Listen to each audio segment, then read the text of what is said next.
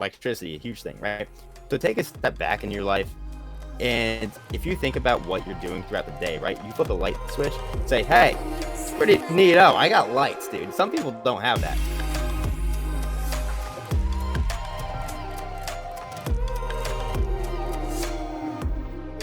It's Joe! And we're back with... It's me! Yeah, we're back with another episode of Just the Clip.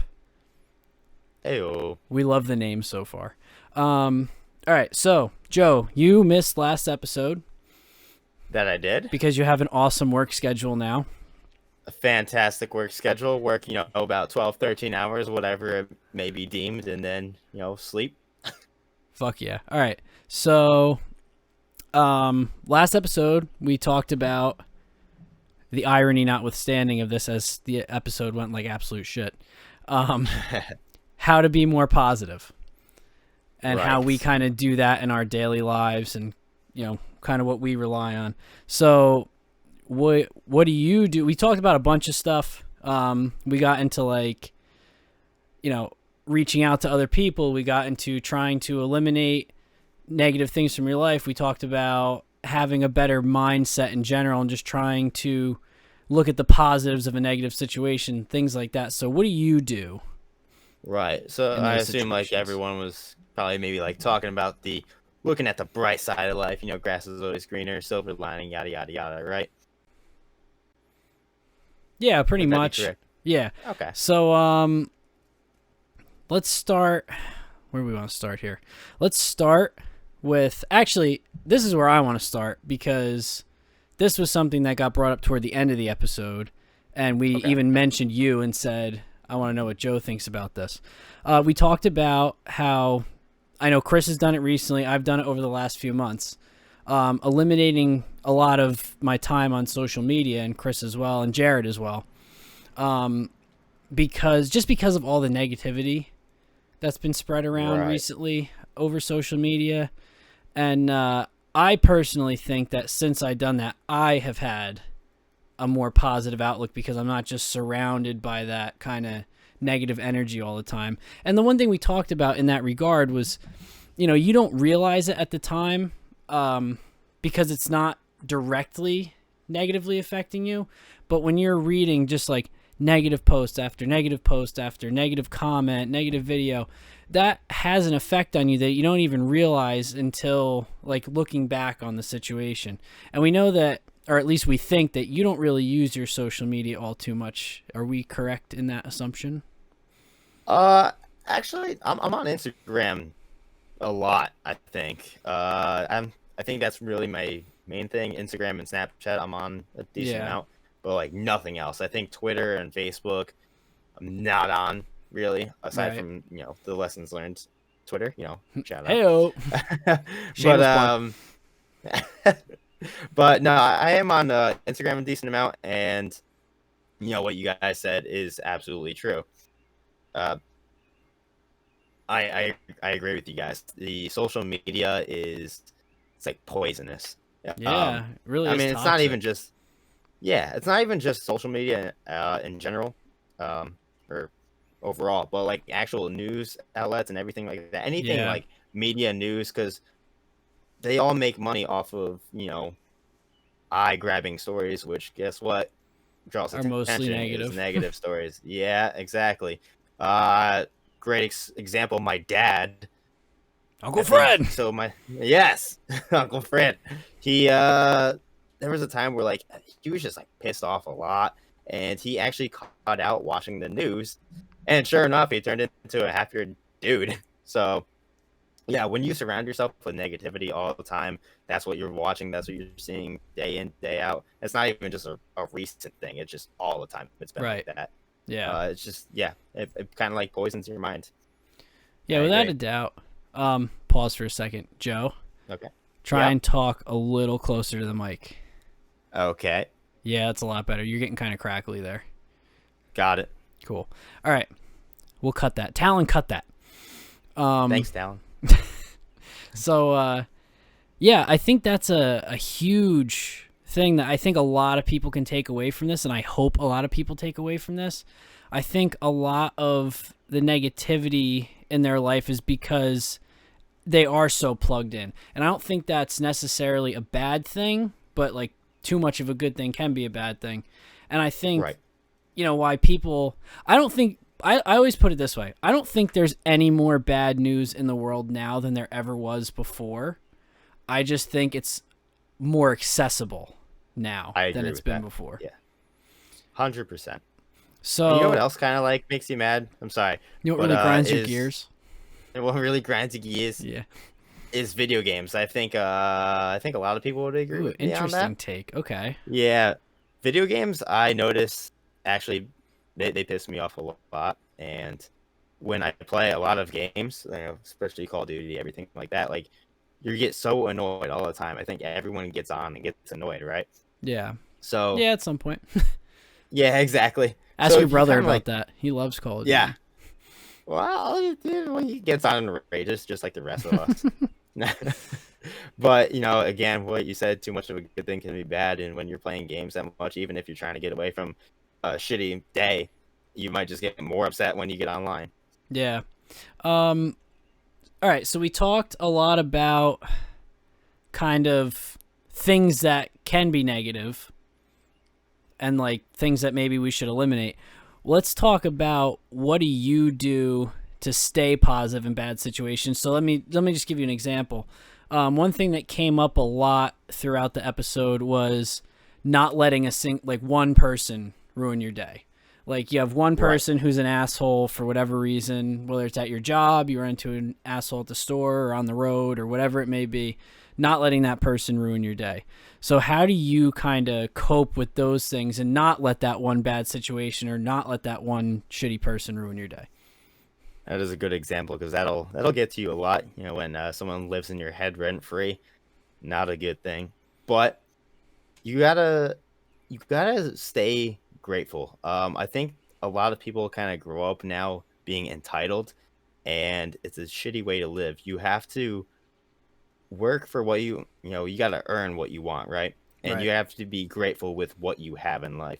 I don't like to downplay like anybody's bad situations in life, but there is always going to be someone that has it worse. So when you have to when you think about what you actually have, do you have a roof over your head? Do you have running food? Do you have running food? Running do you food. Have running water and food? Slip on words. But if you got water, you got food, you got a whole bunch of stuff, you got the basic necessities, then you're doing pretty well in life. There's people who don't have those basic necessities. You have to understand that. And if you think about what you're doing throughout the day, right? You flip a light switch, say, "Hey, it's pretty neat. Oh, I got lights, dude." Some people don't have that. Yeah. No, that's a great way to look at it. That's a great way to look at it. And that's not really a perspective that came up in the episode, so that's pretty interesting.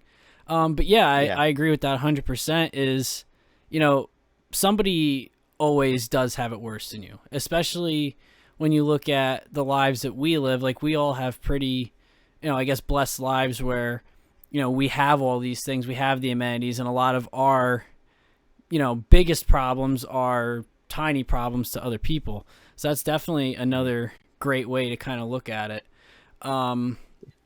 Actually, good example. So today, I personally had something happen today. I don't want to get into the details too much about it, but I called your brother because I was really pissed off about something, and he kind of just and again, a lot of this stuff is easier said than done, and that was something that Chris said when we talked. But he was just like, who cares? Just let it go. Is it a big deal? Does it affect you? It was something that somebody was saying to me, and it pissed me off. And I was talking to him about it, and he's like, who cares? Who cares what they think? It's not your problem. Just let it go. And, you're pissed off in that moment, but then when you think about it, it's like, okay, he's right. He's right. Exactly. You gotta take yourself back, take a step back, look at the actual situation. If it's not life-changing to you, then, obviously it might get in your head for a little bit, but, just take a deep breath and just think about it. You'll be good. Yeah, exactly. So let's see, we talked about negative aspects. We kind of got a little bit into how to cope with, these things. Is there anything that you do in particular? Like, obviously, kind of some of these were like the standard answers of like, don't let it roll off your back, like don't let it get to you. Is there a specific thing that you do? Like, if you ask, like, say Tony, like Tony would probably say he meditates on stuff. Right.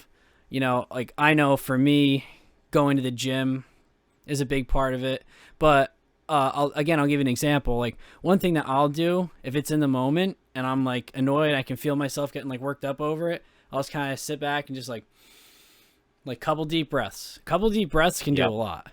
But is there anything? 100%. Is there anything in particular that you do, like in the moment in those situations, that can kind of help bring you back down to level and stay positive? Right. When I get heated, no, not really. I yell a lot, which apparently scientifically yelling and cursing does help you get over being angry. So that's pretty neato. Yeah. But you're gonna need a fact check on that, Talon. I'm pretty sure that is a thing. Talon's gonna have a lot of work to Instagram. do. No, I think Tony talked about that a little bit too in the emotions episode, which you should go check out. But I do have some more advice here on more than just being grateful. Sorry, kind of like going back to that a little bit. All right, let's hear it. You have to realize that throughout your day, and this is one thing I do kind of like to think about, before I get angry, or if I do get angry, is that you affect the people around you.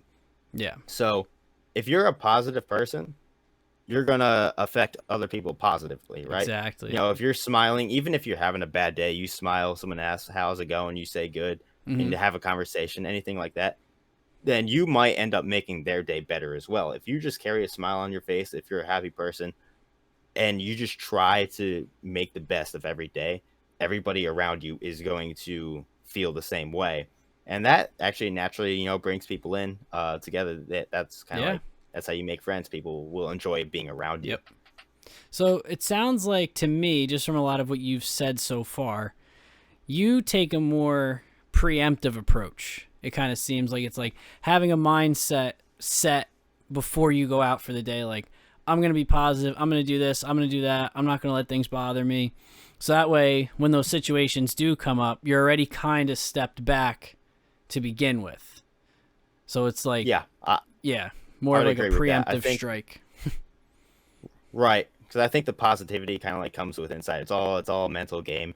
It's more than just kind of materialistic stuff. But it's all the mentality. Yeah, no, and that makes a lot of sense because, a big part, again, I'm sure this came up in the episode, but a big part of staying positive is your outlook.